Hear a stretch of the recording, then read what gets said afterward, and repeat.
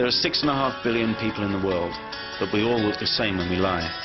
Dilated pupils, oblique eyebrows, an upturned lip, the smallest line on your face, the slightest body movement. It all tells a story. It may be human nature to lie, but the truth is written all over your face. As the intro suggests, this episode of Mr. McAfoose's midterm projects is titled Facial Expression and Its Role in Deceit and in Lie Detection. Originally, I became interested in this topic after watching the Fox Network's television series Lie to Me. The show's main character is based on Dr. Paul Ekman, a notable psychologist and expert on body language and facial expression. In one of Dr. Ekman's scientific papers, he discusses the theories behind deception and lie detection, tracing the start of the study back to Darwin. Darwin states that the movements of expression reveal the thoughts and intentions of others more truly than words, which may be falsified. One of Darwin's theories is what Dr. Ekman refers to as the inhibition hypothesis. This states that if you cannot make an action voluntarily, then you will not be able to prevent it when involuntary processes such as emotion instigate it. In order to determine the accuracy of Darwin's inhibition hypothesis, Dr. Ekman identified which facial actions are difficult to make intentionally. Using the facial action coding system, FACS, that he developed in 1978, some of the muscles that were identified were the orbicularis oris, the depressor labii inferioris, the risorius, and the orbicularis oculi pars lateralis. The movement of these reliable facial muscles signify felt emotions, or as Dr. Ekman refers to them, leakage. Probably the most famous example of real versus fake emotional leakage is conveyed through Duchene's proposal about how to differentiate a smile of enjoyment from a fake smile. Duchene electrically stimulated a subject's zygomatic major muscle and compared it to the smile produced when he told the subject a joke. In addition to the zygomatic major muscle, the orbicularis oculi muscle also contracted, proving that the lack of involuntary muscular movement reveals untrue emotion. However, Dr. Ekman is quick to point out that even though this difference is measurable, we must delve further to see if observers can detect the difference in real time. When discussing this point, Dr. Ekman provides his and his colleagues' discovery of micro-expressions. These are micro-displays of a reduced or masked display. They may also be the entire muscular movement associated with a macro-expression, but in a much shorter period of time.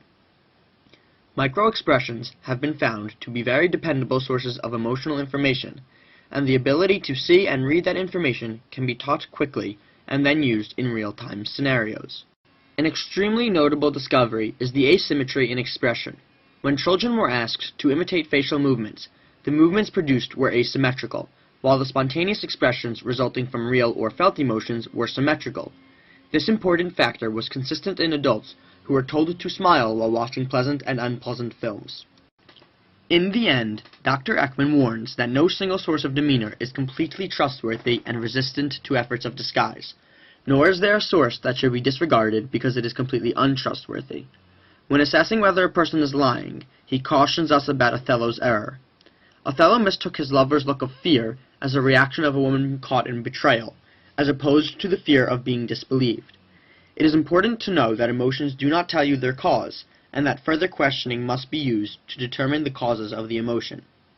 Going back to Dr. Ekman's point about real-time detection, a study was conducted to determine the potential role of rapid judgment assessments of verbal and nonverbal cues for deception researchers and lie detection. The most notable outcome of this study was that when observers primarily concentrated on the frequency of verbal and nonverbal cues, they detected lies implicitly and were more accurate than explicit lie detection. The correct classification of truths and lies for this study was 74%. This is an average of the 82% accuracy for detecting truths and 65% accuracy for detecting lies. It is important to note that this is significantly above the level of chance, which is 50%. In another scientific article, whose methodology I will explain in a moment, facial movement was examined to determine what aspects of motion display and change in emotional facial expression. Hiroshi Yamada notes that facial expression categorization does not have to do with recognizing codes of facial muscles, because we can categorize facial expression from simple line drawings which have no anatomical foundation.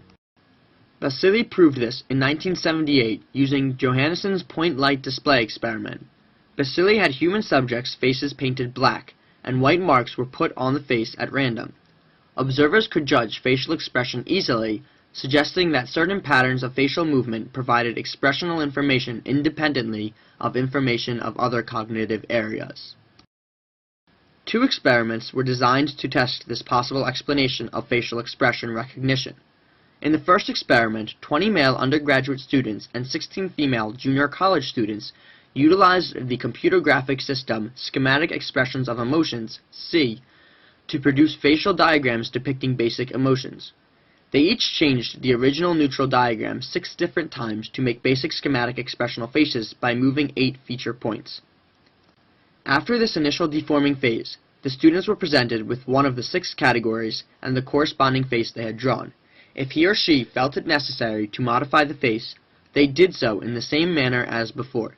These are the 6 faces that were created: happiness, surprise, fear, sadness, anger, and disgust. Each change to a feature point was then averaged with the total amount of change from each student in order to determine a common ground for each schematic facial emotion. At the end of the experiment, the hypothesis was made that people use visual properties such as the curvedness or openness and slantedness of facial elements as information for the classification of facial expression into categories of emotion. This hypothesis was then tested in the second experiment. 72 out of the 216 schematic facial expressions produced from the first experiment were given to 128 female junior college students. The students judged which of the 6 categories each individual schematic face seemed to express. The purpose of the second experiment was to measure the correlational displacement between each expression. These new discoveries have been noted to aid the automatic generation systems of cartoons and movies, but more interestingly could be applied to the computer-aided recognition systems of real faces. This would be useful in lines of work where the truth must be determined, as in law enforcement. In fact, a computerized non-invasive psychological profiling system has been developed exactly for that purpose. Silent Talker is an artificial neural network and computer-based system that collects and analyzes nonverbal cues to classify an overall behavioral or psychological state. It can be adapted to identify different states and will understand particular situations, environments, and applications. The advantage to using such a program is that it can give results in near real time and can learn features of classification and thus classify unseen cases. It is also non-invasive, so it can be used in airports and other places where time and cost is important. It could also include physiological measurements like voice pitch. The Silent Talker measures multiple channels, behaviors at minute levels. ANDS can be trained to classify inputs to its network by showing it sample cases and the desired classifications. The ANDS detects body movement in order to instantly measure the frequency of specific behaviors like eye blinks and sideways head movements. Then, it classifies the cumulative numerical worth which has been previously assigned to each behavior and can provide classification of deceit or truth. 39 adults, of which about half were male and 2/3 of both genders were European, participated in this experiment.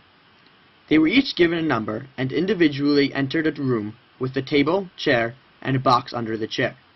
Instructions on the table told them to look inside the box, and if they were an odd number, to take the money that was there.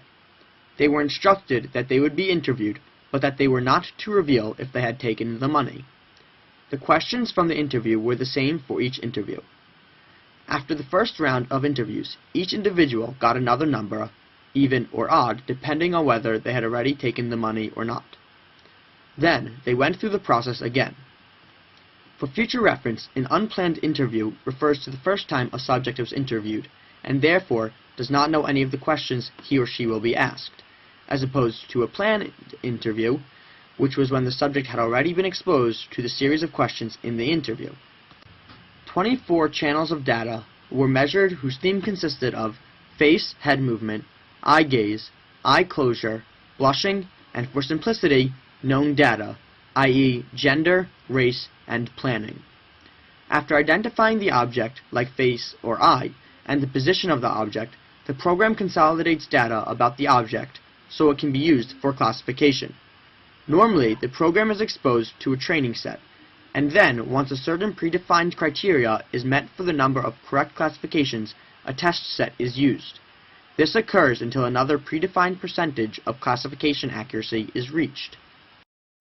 In conclusion, the Silent Talker utilizes many different channels so as to provide the more accurate information, as well as operating in near real time, being non-invasive, and also provides profiling.